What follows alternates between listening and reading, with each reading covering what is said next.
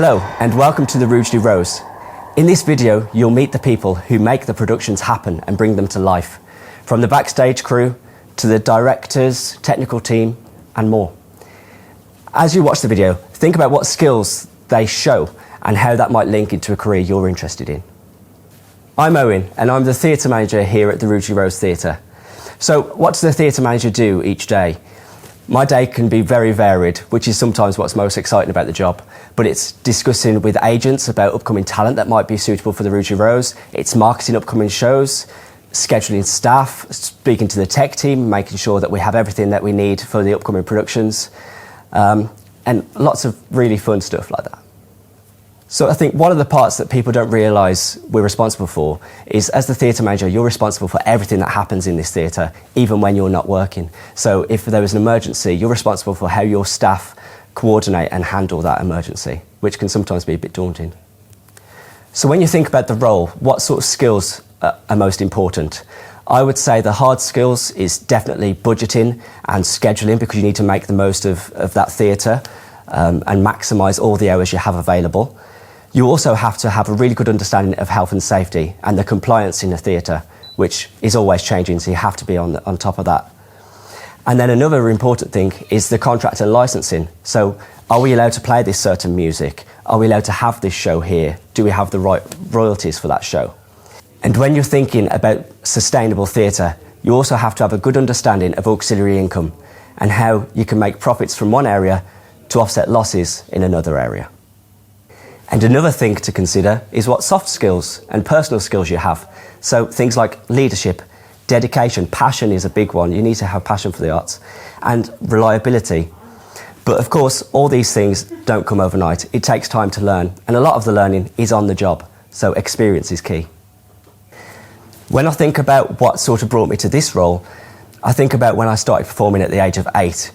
And that's gave me a really good understanding of theatre now, because I understand from a performer's point of view what it's like to be on stage and what you would need from a theatre.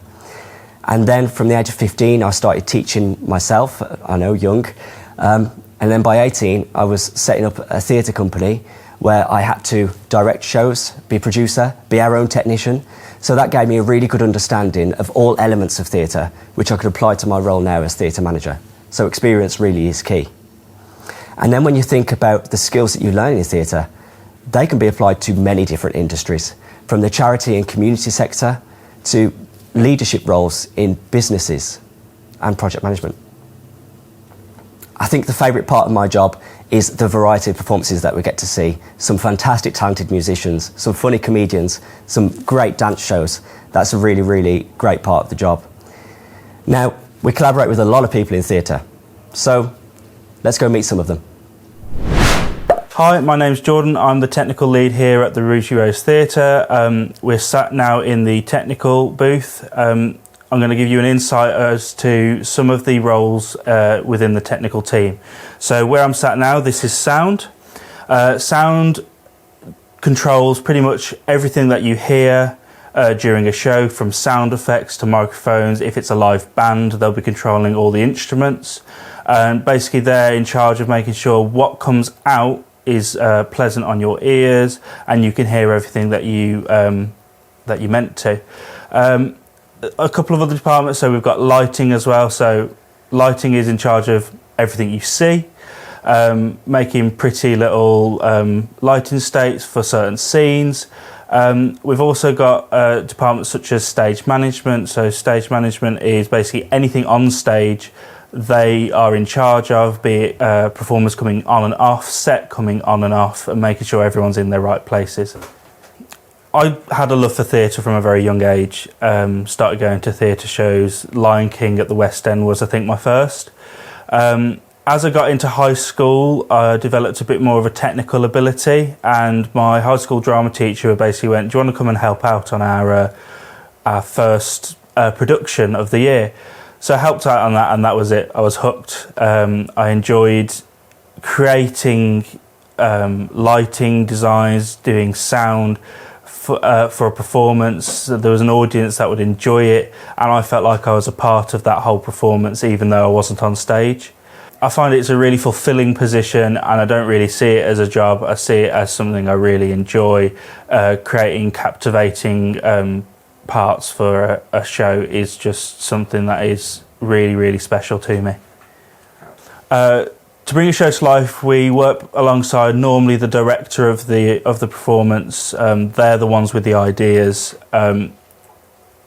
We try and work as closely as possible with them. Sometimes it could be like the choreographer, if they want a specific light in a specific place or a specific look. Balance between creativity and problem solving, I'd probably say the main part of my role is creative. So it'd be creating lighting states, playing with effects, with sound to make someone sound a bit more spooky or a bit more scary if it's required. There are elements of problem solving, so as we've found with constraints with the theatre, you have to sort of think on your feet and go, well, we can't do that, but we can do this, and this will work exactly the same. So it's probably a 70-30 split. Skills that you probably need to go into this area: good base technical skill, knowing how to use a computer is very important. Theatres are going a lot more digital now, so you've got digital sound desks, lighting desks are all digital, so having a good base knowledge of computer skills is really handy.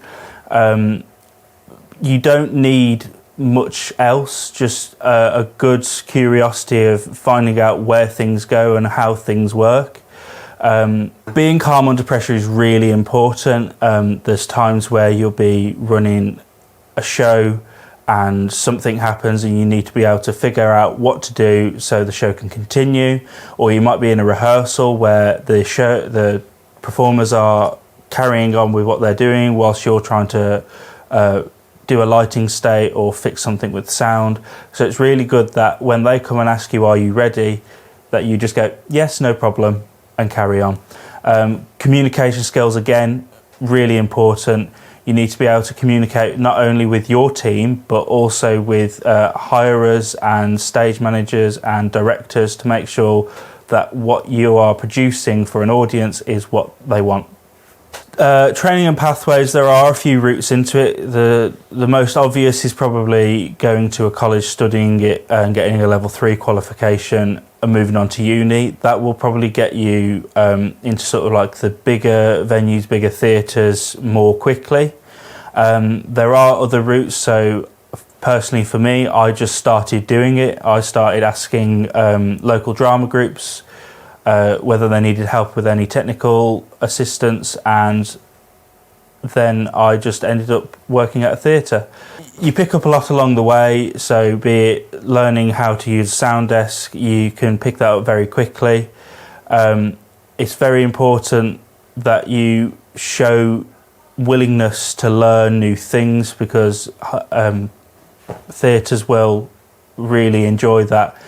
Job experience, on the job experience, a lot of theatres will prefer that over just a freshly qualified person out of university, as you've got that real world experience. Go find a local drama group, technical group, even an event distribution company, volunteer, say you'll do anything and you'll get that experience. They'll take you along tours and you'll get what you need out of it. This year at the Rugeley Rose, we hosted a production of 6. It was a very advanced show with over 300 lighting cues, lots of sound clips, and we got to use a cold spark machine, which was something that I've never used before, so that was quite interesting to use, seeing it go up and spark everywhere. It really added to the audience perception of the show as well. Stage managers do many things throughout the creation of a show, including supporting the director by communicating with other staff members to tell them things that need to happen towards the making of the show, creating blocking notes that record where a cast is stood on stage, and sourcing and creating props for the show.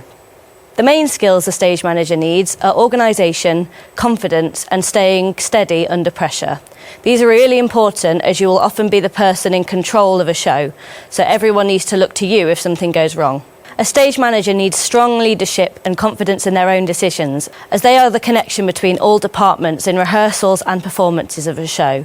There may be many people asking them questions at once, and they may need to talk to many people to get answers to those questions. I started off stage managing while doing it in a theatre society at university while I was studying for a separate degree in ecology. You can get into stage management through many different routes, and you don't have to study it professionally. There are many degrees that will give you a good understanding of stage management. There are also apprenticeships you can do that allow you to learn on the job. Nearly all stage managers work freelance, which means you're self-employed and work on many different projects and shows in different theatres throughout the country. There are a few permanent stage management positions connected to either companies or theatres, but these are very few and far between. Hiya, my name's Lydia and I'm a director. I've currently been working with thespian arts at the Rugeley Rose Theatre, which I'm sure you're used to now, having watched the first part of this video. So yeah, I'm going to talk you through kind of my day-to-day life as a director. As a director, typically when I start a production, I will read through the script multiple times, come up with different interpretations, so it's not just the first idea I come up with, and then I'll watch other productions of it. There's some on YouTube a lot of the time, so I'll watch and see what other directors have done, what other ideas there are out there, and then kind of come up with my own overall idea for the show based on all those influences. Directing can be difficult sometimes because a lot of the time you want to be in control of everything, but sometimes an actor will come along or a choreographer will come along and have ideas that mean you have to compromise on certain ideas you've had, or you have to make something work together, which is a great thing to do, but obviously that's the whole point of a rehearsal. And the word for rehearsal in French is répétition, which means repetitions, which means you go over and over something, and the way I've always done that is not always doing the same thing twice, because you can always learn something from doing it a different way, and collaborating with actors, choreographers, stage managers and other people that know more about logistics or about movement or the lighting and other ideas like that is a really useful way of getting everyone involved in the production, and it's not just the director's ideas coming through. Some personal qualities that are great to have as a director, first of all, is the ability to multitask. It's really good that you can deliver a session with the actors in the room, but also being very aware of who needs to quick change for the next scene, so maybe can't be in the second half of a certain number. You'll need to be able to track throughout who can have mics at certain points. So it's not just about in the room who you're staging where, you have to think of these overall logistics that during show week can make a massive difference. Another great thing to be able to do is be open-minded. You can come into the rehearsal with one way of doing something, and then by the end of it you're doing something completely different because there's a group of actors that have decided something would be funny, or maybe you realised when someone's delivered a line more seriously that that's where the scene should go instead. So being open-minded to other people's perspectives as well, and being able to shift your ideas and collaborate is really important. A lot of people that end up directing have maybe been an assistant director before, or been a screenwriter before, a stage writer before, and then gone into direct from there. Personally, I went to drama school, so I was an actor, singer first, and then realised I do like to be in control of things. I do like to see the whole arc of the story and kind of zoom out rather than be the one involved in it. As much as I do like acting, it's really great to work with the actors and be able to watch things and see where themes go, and change up the delivery of a certain line that's in the script, and have a control over that. I've really enjoyed that, and I've really enjoyed working with other actors as well, so I think that's where I came into this side of the table a bit more than being on stage instead. My most direct route into directing was I did a course at the Royal Central School of Speech and Drama for musical theatre, which is how I ended up becoming an actor. But the course really focused on creating your own work, and especially during COVID, a lot of people realised that there's not always going to be work there, so it's really important to be able to generate your own work. So that's where I'd start writing my own plays or write my own monologues, and coming up with my own work and projects to do. So that's where a lot of the love for directing came from, generating my own stuff and being able to put that on myself. Obviously, it's not just directors that are involved in productions. You can have choreographers who obviously deal with choreographing the dances, being able to help the actors move across the stage. A lot of that can tell the story as well. It's not just the script and the direction. There are dramaturgs, you've got technicians, you've got the stage, the lights, how that affects the production, because that can take it up a whole other level. You've also got a new role that's recently come into the industry of intimacy coordinators. So for people who haven't necessarily been intimate in a production before, the intimacy coordinator will navigate people through that to make it really comfortable, because it can be quite daunting. And in the past, where these intimacy coordinators haven't been involved before, can make a huge difference on how comfortable an actor feels in the room. So I think that's a really important role that really does affect the overall storytelling. Something I found maybe quite frustrating about directing is when you have an idea for a production, you come up with a whole presentation, you know what props you want, how you want the costume to look, who you want to cast, and then you're faced with the team having a limitation like, we haven't got enough time to rehearse this, or the stage isn't big enough for what you want here, or we haven't got enough budget to stretch to all the things you want. So being able to make a really realistic production given the time, efforts, money that you've got to put into it.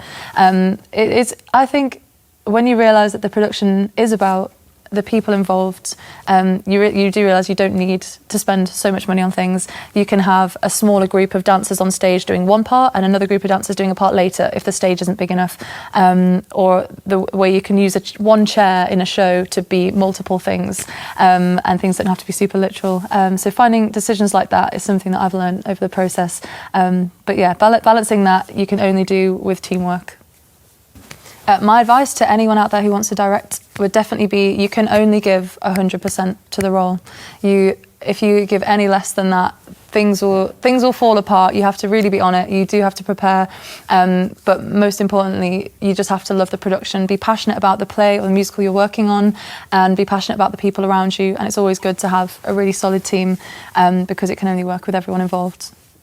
And for anyone who's really struggling to get into the role, I never did a directing course or degree or anything like that, but find something you're passionate about doing and make it happen. It might be easier said than done, but even if that's sitting in a room with a few friends that that all love theatre and coming up with something together, writing a script, improvising something, whatever it is, there are free ways of doing things as well that just give you something to do. You can record things on your phone, you can make small videos, you can make a short film, you can just write some monologues. And if there's any local theatre to you, write in, message people and see how you can get involved, even if that's just watching some productions or helping backstage to start with and just seeing how things run and then getting into it that way. Personally, I did that exact thing. I started shadowing people, and then I'm now in a position where I feel like I know enough about it to be doing it myself. My favourite thing about directing is that you get to be the best of both worlds. You get to be part of the whole production, see it from the beginning to then what it fully is, and then you get to sit in the audience if you want on show week and watch everyone come together and watch everything you've worked with people for however long, 2 weeks or 6 months or longer, all come together. Really, really is special to not just be on one of those sides. Very well-rounded experience, and I would recommend it to anyone, especially if you're thinking of directing. Definitely just go for it.